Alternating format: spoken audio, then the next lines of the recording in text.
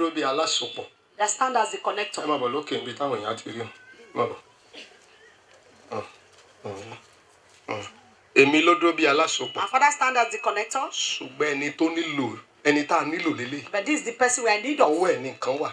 Is the person holding that Ọwọ́ ẹ̀ thing. ní gangan. Is the person owning Ní it. nǹkan wà. Yes, sir. Èmi ni alásopọ̀. Our father is the connector. Ẹni tán máa sopọ̀ lélẹ̀. This is the person they will A connect. lè dúró bá ilé yìí. You must stand like this Ká dúró bẹ́ẹ̀. and stand like Ká má that. jòrè ọ̀fẹ́ ọ̀gá yìí. And will not have anything to do with that Ṣùgbọ́n man. tí èmi àdúrà tẹ ìgbà lẹ́ẹ̀kan. The prayer we pray the Wọ́n other ti time. ṣàwárí mi If God can gẹ́gẹ́ bí alásopọ̀. set him as a connector and just connect him. Tẹ́wọ́ bọ̀dá. Ẹ̀rá mọ́bọ̀ ìkúrò yìí. Tẹ́wọ́. Àdúrà tẹ fẹ́ gbà lélẹ̀. That's the prayer we want to pray. Alásopọ̀ ni mí. Our father is a Wá di connector. ọwọ́ And ẹni. he hand over Wá that di mọ́ word alásopọ̀. to the connector. Sẹ́rí ìmídílé tí ọwọ́ ẹ̀ di ọwọ́ ẹ̀.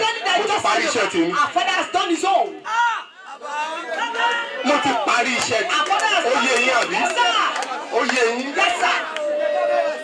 Ó yé yín. Sẹ́rí kọ́lá yìí. Ṣé mo pé mi ni wọ́n máa ń bìdà bóró fèsì? Àwọn mẹ́tẹ̀ẹ̀ta ẹgbẹ́ kámẹ́rà.